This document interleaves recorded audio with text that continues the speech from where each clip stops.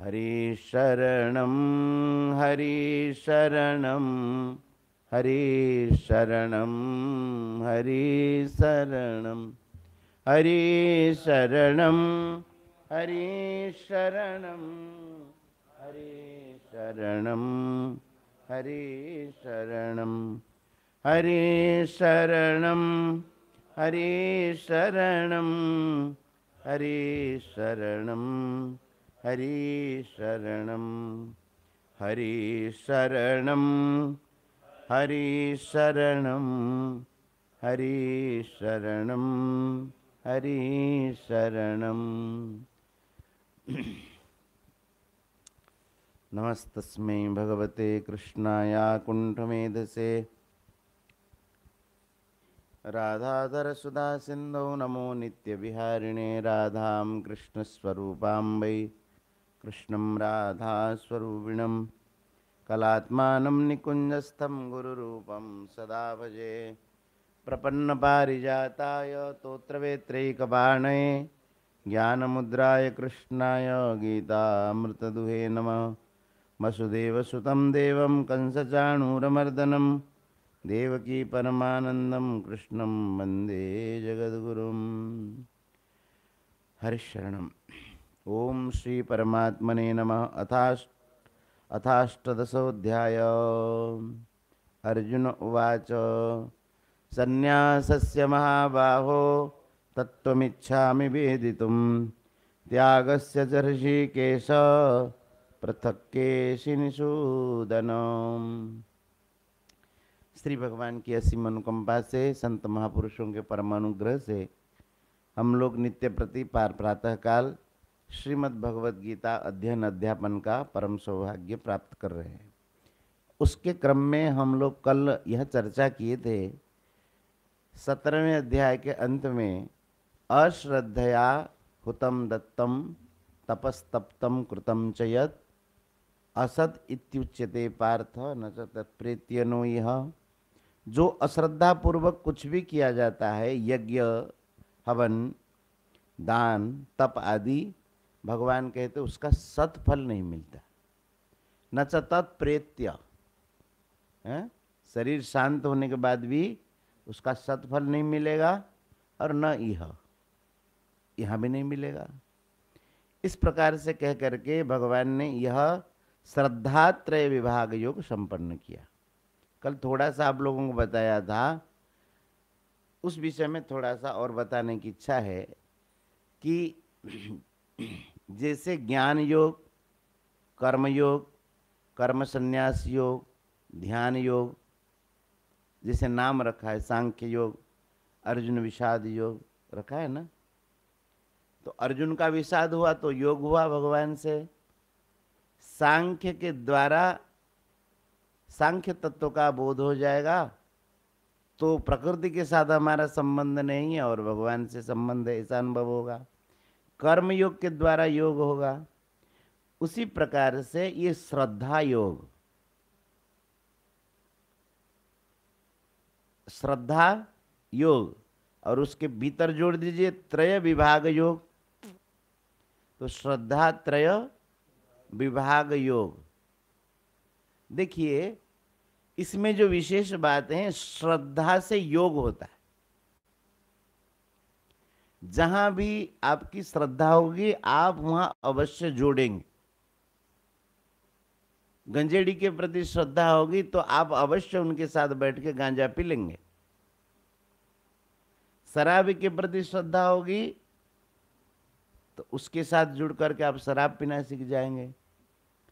गीता पढ़ने वालों के प्रति श्रद्धा होगी तो आप गीता पढ़ जाएंगे। संगीत सीखने वालों के प्रति श्रद्धा होगी, संगीत सीख जाएंगे। नहीं, इसका अर्थ क्या है कि मनुष्य की श्रद्धा जहां पर होती है वह जुड़ता है और अश्रद्धा जहां पर होती है वो छूटता है।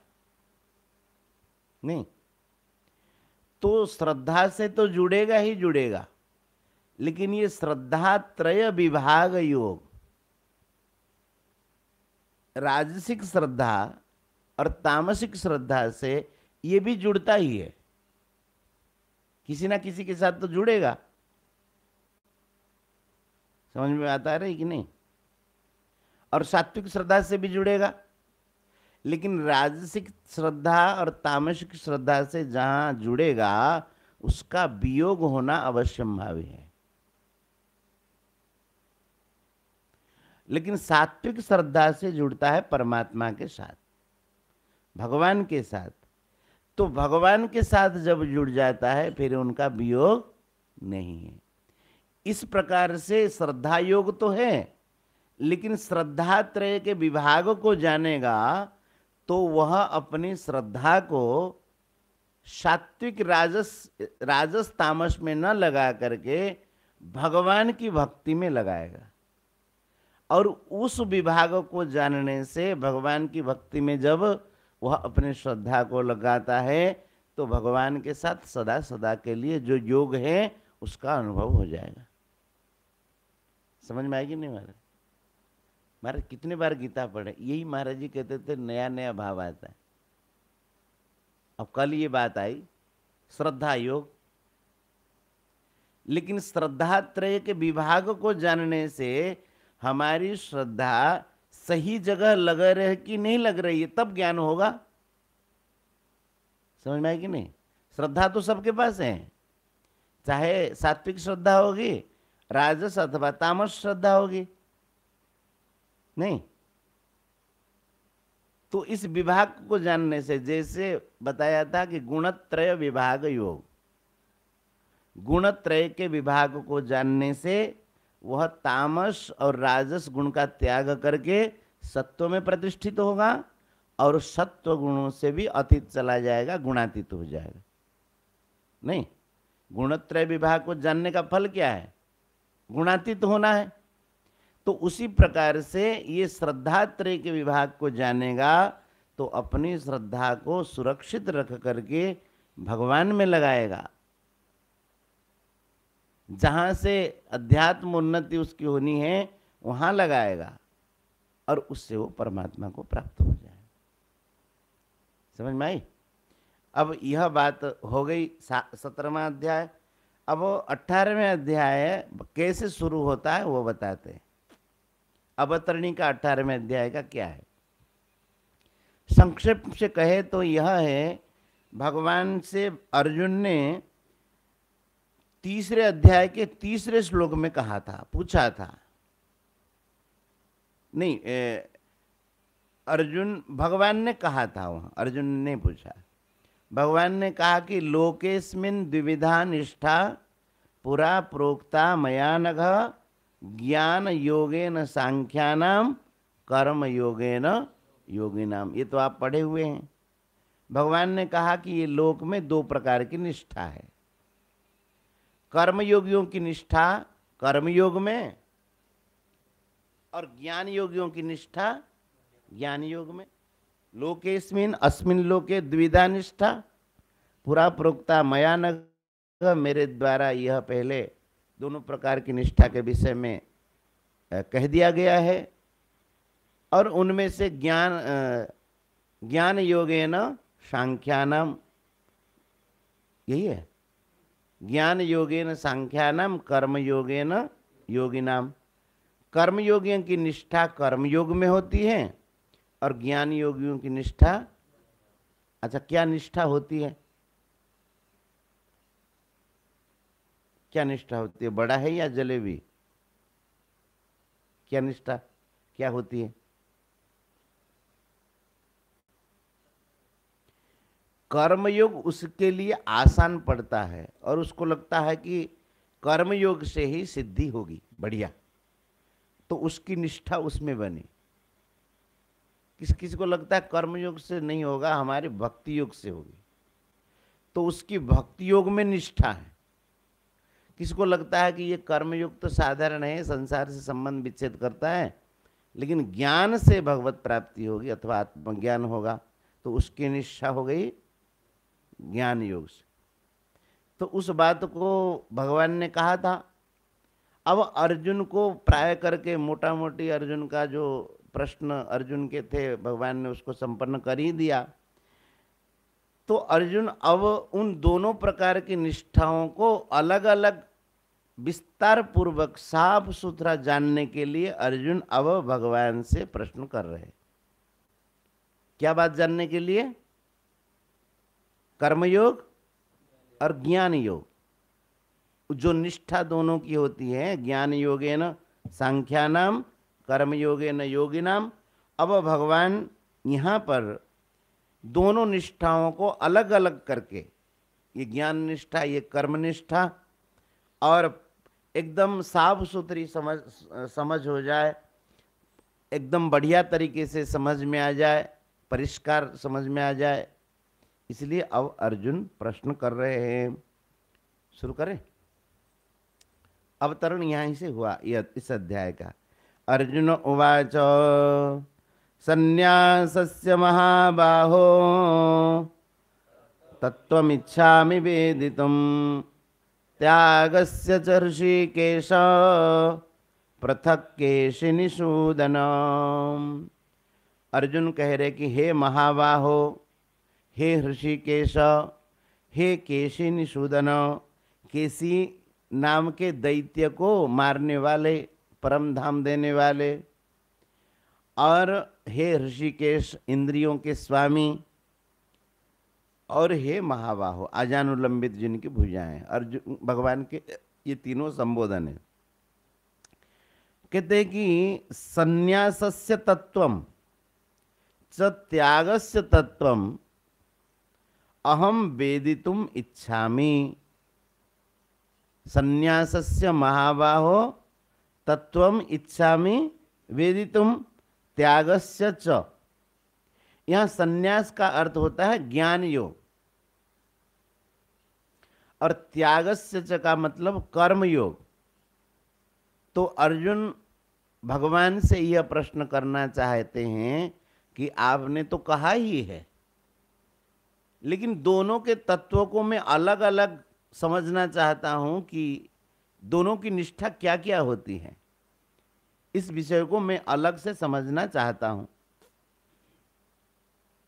संन्यासस्य च त्यागस्य, संबोधन तो बाकी है। महाबाहो, ऋषिकेश और केशिनिषूदन। संन्यासस्य च त्यागस्य तत्वम अहम पृथक वेदितुम इच्छामि। जबकि आपने तो संन्यास और त्याग के संबंध में कहा है, ज्ञान योग और कर्म योग के संबंध में तो हम कितनी बार पढ़ पढ़ के आए हैं। भगवान से अर्जुन कह रहे हम पृथक वेदितुम इच्छामि, दोनों के तत्वों को हम अलग अलग समझना चाहते हैं, इसलिए कृपा करके आप दोनों के तत्व को साफ सुथरा हमें बताइए, है ना। तो अब भगवान इस विषय में दूसरे विद्वानों की बात पहले कहते हैं, दूसरे विद्वान क्या क्या मानते हैं। अब उसको भगवान कहते हैं, श्री भगवान उवाच काम्यानां कर्मणां न्यासं संन्यासं कवयो विदुः सर्वकर्म फलत्यागं प्राहुस्त्यागं विचक्षणाः। पहले भगवान चार प्रकार के अन्य विद्वानों के जो मत हैं उसको प्रकाशित करते हैं। दूसरे विद्वानों के मत को पहले क्यों प्रकाशित करते हैं? अर्जुन को यह पता चले कि इस प्रकार के लोगों की धारणा है, ये विद्वान ऐसा मानते, ये विद्वान ऐसा मानते हैं, लेकिन मेरा क्या मत है भगवान अंत में कहेंगे। जैसे किसी सभा में बोलने वाले प्रवक्ता 8-10 हो, तो अंत में अध्यक्ष बताते हैं, सभा के जो अध्यक्ष हैं वो सबका सार बता देते हैं, सबको सुनते हैं, इसने कहा, इसने कहा, इसने कहा, क्या कहा, उसके बाद ये सार बता देते हैं। तो भगवान ऐसे ही पहले दूसरे विद्वानों की बात रखते हैं और उसके बाद भगवान कहेंगे ये मेरा विचार है, तो संपूर्ण बातें समझ में आ जाए। ठीक है कि नहीं? तो अब भगवान कहते हैं काम्यानां कर्मणां न्यासं संन्यासं कवयो विदुः। ये पहले प्रकार के विद्वान कहते, चार विद्वानों के मत भगवान देंगे, ध्यान रखना। तो जो पहले विद्वान होते वो क्या कहते हैं कि सन्यास किसको कहते हैं? सन्यासम विदुः, सन्यास समझते हैं, सन्यास कहते हैं किसको? काम्यानाम कर्मणाम न्यासम, काम्य कर्मों को त्याग कर देना, छोड़ देना। काम्य कर्म अर्थात हाँ, सकाम कर्म को काम्य कर्म कहते हैं। सकाम कर्म समझ में आता है ना क्या? हाँ, जिस जिस कर्म से अपने को पाने की इच्छा होती है। तो कुछ विद्वान ऐसा मत प्रकाशित करते हैं, भाई सन्यास तो उसी को कहते हैं काम्य कर्मों को छोड़ देना, काम्यानाम कर्मणाम न्यासम, काम्य कर्मों को परित्याग कर देने को वे कहते हैं सन्यास।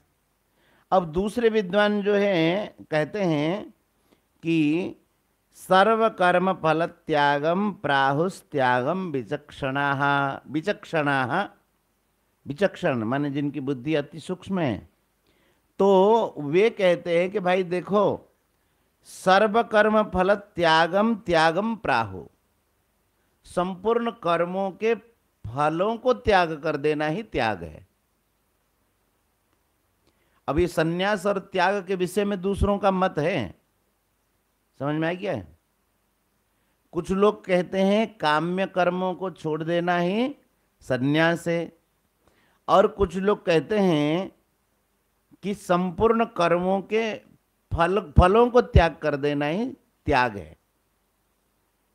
ठीक है। अब कुछ लोग ऐसा कहते हैं त्याज्यम दोषवदित्येके कर्म प्राहुर्मनीषिणः यज्ञदान तपः कर्म न त्याज्यमिति चापरे। कोई कोई मनीषी लोग ऐसा कहते हैं त्याज्यम दोषवत् इति एके कर्म प्राहु मनीषिण। मनीषिण कुछ मनीषी लोग, विद्वान लोग ऐसा कहते हैं, ये तीसरे प्रकार के, दोषवत् कर्म त्याज्यम इति प्राहु एके, एके माने एके मनीषिण, माने कुछ कुछ ऐसे मनीषी लोग हैं, वे कहते हैं कि दोषवत्, दोष के समान, जैसे दोष को हम विचार नहीं करते हैं, क्या करते हैं? अब जैसे आप लोगों को बताया था ना, ये जहर, कोई नहीं कहता है कि महाराज जी ये थोड़ा जहर आया है, उसको फ्रिज में रखूं कि न रखूं? पूछता है कोई? ये जरूर पूछा कि ये सब्जी आई है, रखे कि न रखें, लेकिन जहर ला करके थोड़ा रखें क्या फ्रिज में? क्यों है? वो पूछने की जरूरत नहीं। दोषवत् त्याज्य, दोषवत् मतलब उसमें सोचने वाली बात क्या है? जिसको पूछोगे वो डांटेगा, तो मूर्ख आदमी ये क्या पूछ रहे हो, जहर घर में रखोगे? तो दोष के समान त्याज्य है ना। दोषवत् का मतलब समझ में आया कि नहीं? बिल्कुल ग्राह्य है ही नहीं, रख ही नहीं सकते। जैसे किसी दोष को छोड़ देते हैं। अब कोई कहेगा कि महाराज बढ़िया अग्नि जल रही है, उसमें पैर रखें कि ना रखें? तो क्या कहेंगे महाराज? महाराज जी हो सकता है विपरीत करे, बोले पैर रख दो उसमें। पैर रख दो कहने का मतलब क्या कह रहे? पैर न रखना।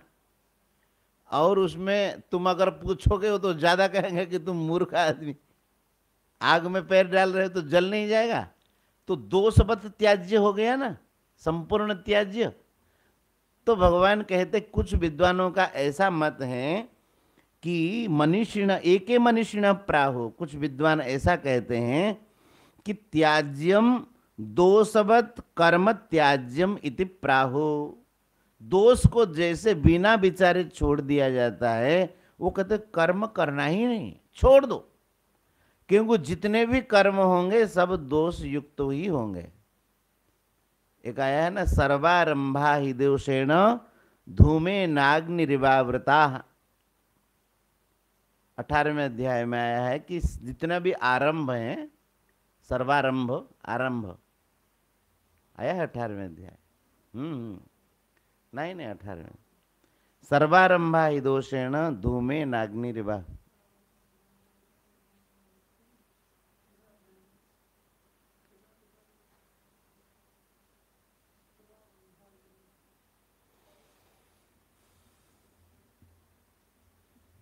हमारी भूल नहीं होगी, 18वें अध्याय में है, आया है। क्या ले आए हैं?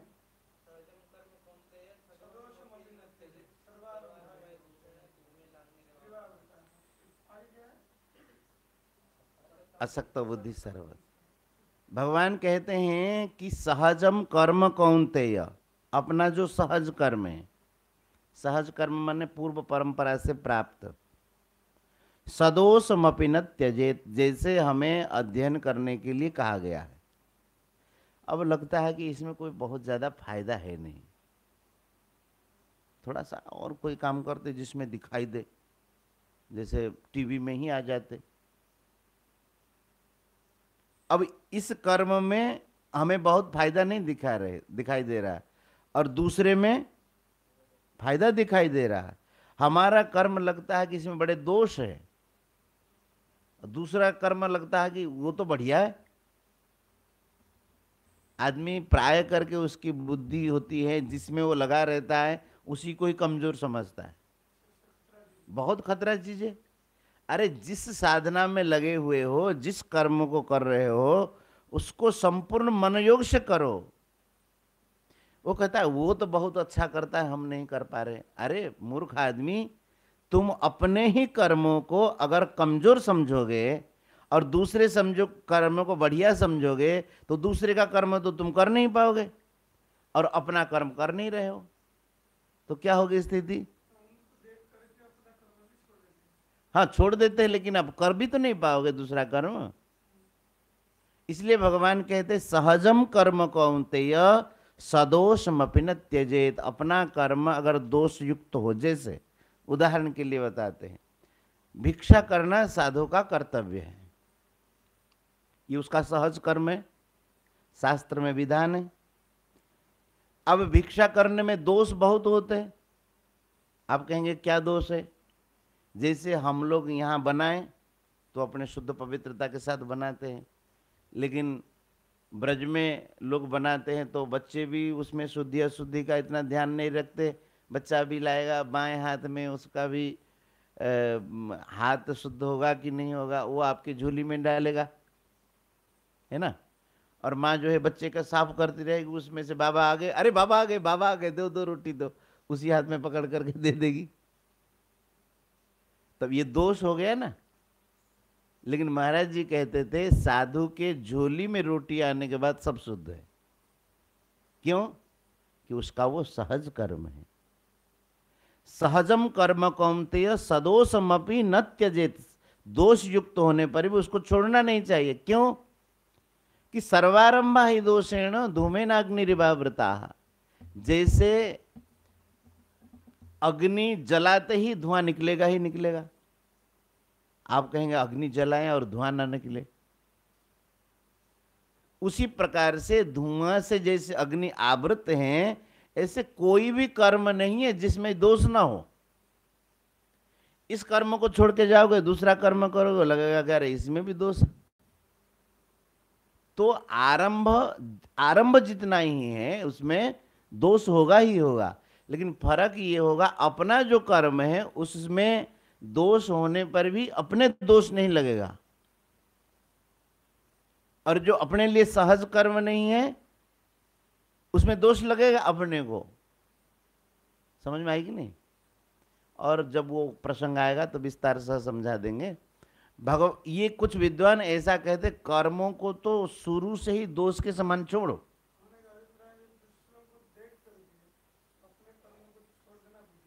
हाँ बुद्धिमान नहीं। हाँ बहुत नुकसान होता है। हाँ हाँ। अब यहां कहते हैं कि त्याज्यम दोषवत इत्येके कर्म प्राहुर मनीषिण। कुछ मनीषी ऐसा कहते हैं कर्मों को ही छोड़ दो, सारा कर्म कुछ ना करो। क्यों? क्या कर्म जो है दोषमय है? कुछ करो तभी दोष नहीं। भगवान ये कहना चाहते हैं कि इन विद्वानों के जो मत हैं उसमें कोई ना कोई कमी है, संपूर्ण नहीं है। और मैं जो मत बताता हूं वो सांगोपांग है, पूर्ण है।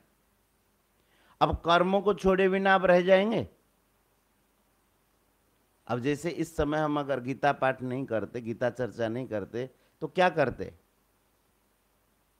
सोए रहते। निश्चित आप कर लो, सुबह की गीता के क्लास ना हो तो 6:30 बजे से पहले कोई उठ जाए तो। बीच में बंद हो गया था तो वही स्थिति हुई थी, हम वहां से पूजा पाठ करके आते तब जगते। तो वो भी तो कर्म है, सोना भी तो कर्म ही है। लेकिन इस कर्म से कुछ मिलने वाला है, उस कर्म से कुछ मिलने वाला नहीं है, बर्बाद होने वाले। तो वही कहते हैं कि त्याज्यम दोष वदित्य के कर्म प्राहुर मनीषिण। कुछ विद्वानों का ऐसा मत है। और कुछ कहते हैं कि यज्ञदान तपः कर्म न त्याज्यमिति चा परे। अपरे, अपरे माने दूसरे। वे कहते हैं कि नहीं नहीं नहीं, ऐसा नहीं है, सब कर्मों को छोड़ो नहीं। यज्ञ दान तपः कर्म न त्याज्यम। यज्ञ दान और तपस्या रूपी कर्मों को नहीं त्यागना चाहिए। ये बाकी विद्वानों के मत है। तो कितने प्रकार के मत हो गए? 4। कौन कौन से?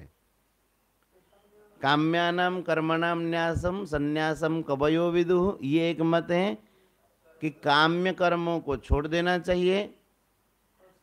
सर्व कर्म फल त्यागम, कर्मों के फल को छोड़ देना चाहिए। और कहते हैं कि दोषवत समझ करके सारे कर्मों को छोड़ देना चाहिए। दूसरे कहते हैं कि त्याज्य मान करके सब दोषों को, सब कर्मों को छोड़ दे। और चौथे ऐसा मानते हैं कि यज्ञ दान और तप रूपी कर्मों को नहीं छोड़ना चाहिए। ये 4 प्रकार के विद्वानों के मत हैं। बाकी आगे चर्चा करेंगे। हाँ, स्पष्ट समझा रहे हैं, पृथक पृथक।